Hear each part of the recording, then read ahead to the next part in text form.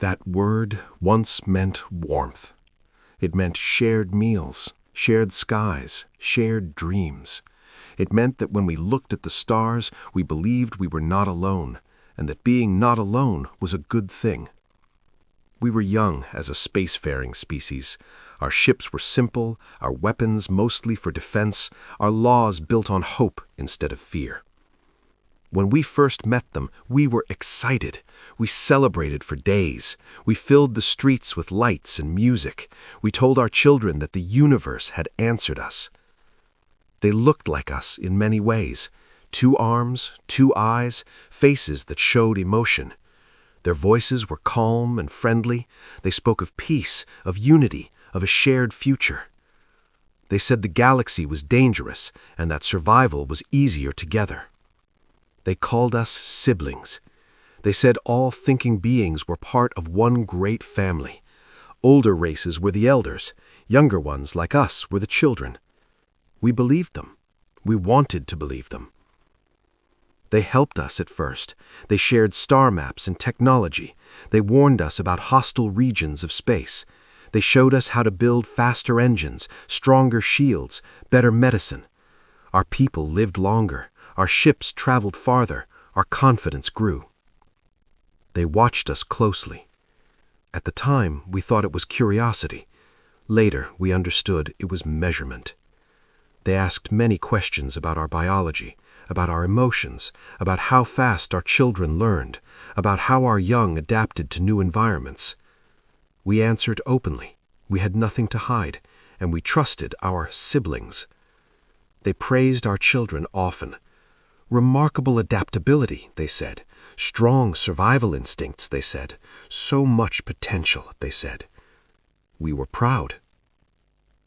The first warning came quietly. A human research vessel stopped responding near a shared border system. We assumed a malfunction. Then another ship vanished. Then a colony went silent for 6 hours before contact returned. The message we received was strange. The adults were alive, shaken but alive. The buildings were intact. There were no signs of battle. But the children were gone. Every child under the age of 12. Gone. The elders told us not to worry. They said it must have been pirates. They said they would investigate. They said we should stay calm. They called us siblings. More disappearances followed, always the same pattern.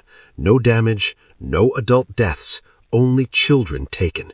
Entire schools emptied in minutes. Nursery domes left with toys scattered across the floor. Fear spread through our worlds like a sickness. We asked for answers. They delayed. They asked for time. They said the galaxy was complicated. We believed them for longer than we should have. Then one of our patrol ships followed an unmarked vessel through a folded jump.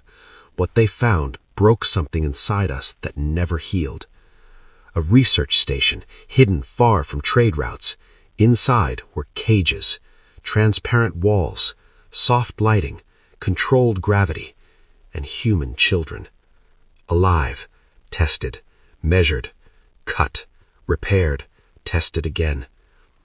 The recordings showed calm voices explaining procedures, charts comparing growth rates, notes about stress tolerance, observations on pain response and recovery. They called our children assets.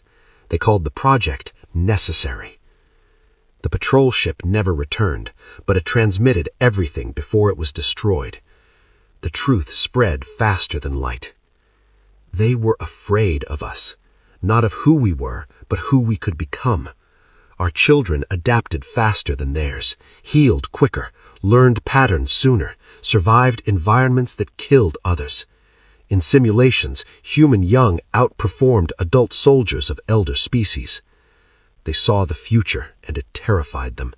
So they decided to control it. They believed that if they studied our children early enough, they could find weaknesses, limits, ways to stop us before we grew too strong. They did not see children. They saw threats. When we confronted them, they did not deny it. Their representative spoke calmly as if explaining a lesson. "You are our siblings," they said, And like any family, sometimes difficult choices must be made for the greater good. They said the galaxy could not survive another dominant species. They said balance had to be maintained. They said sacrifice was necessary. We asked for our children back. They refused. That was the moment humanity changed.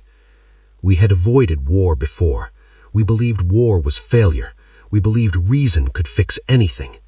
But when you hunt our children, reason ends. We did not declare war.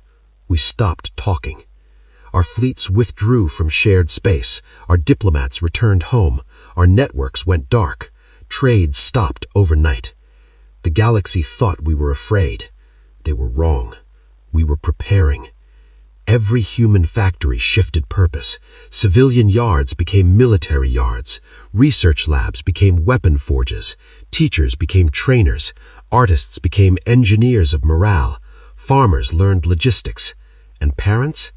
Parents became something else entirely. We did not sleep much in those years, but we worked, quietly, relentlessly. We studied the data they had stolen from us. We learned what they feared. We improved it. Our ships became faster than theirs predicted. Our weapons ignored shields they thought were perfect. Our soldiers trained in environments designed to break other species. But the greatest change was inside us. We stopped fighting for territory. We started fighting for our children. When we returned to the stars, we did not announce it. The first strike was not loud. A single research station vanished. Then another. Then a fleet escorting transport vessels carrying specimens. We boarded their ships. We freed every child we found, and we left messages. Simple ones. They were children. Never again. This debt is not paid. At first, they tried to resist. Their fleets were larger, older, more experienced, but they fought like soldiers. We fought like parents. There is a difference. They targeted our ships. We targeted their infrastructure, their supply lines, their cloning labs, their data cores, their leaders. They called us monsters. We remembered cages. They begged for negotiations. We remembered empty classrooms. They offered apologies. We remembered scars on small arms. When they finally understood that we would not stop, they tried to hide. They evacuated worlds. They burned records. They erased evidence. It did not help.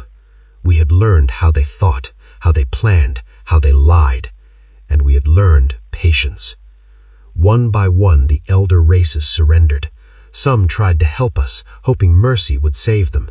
We accepted their help. We still freed the children they had taken part in studying. Not all races were guilty. Those who had truly been ignorant were spared. Those who had protested in secret were protected.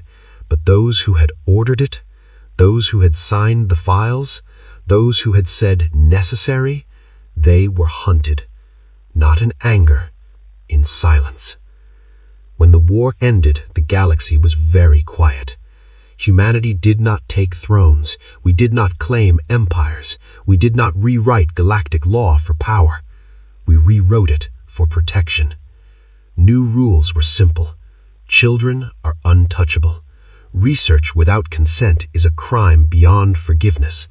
Calling someone family while harming them is the greatest lie. We built sanctuaries where no weapons were allowed. We rebuilt worlds that had been used as laboratories. We returned children to families when possible. Some children never came home.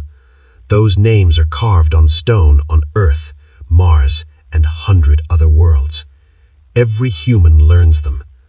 The elder races avoid our space now, not because we threaten them, but because they remember. They remember calling us siblings. They remember hunting our children, and they remember what it cost them. We still believe in family, but family protects its young, and anyone who forgets that truth learns it from us.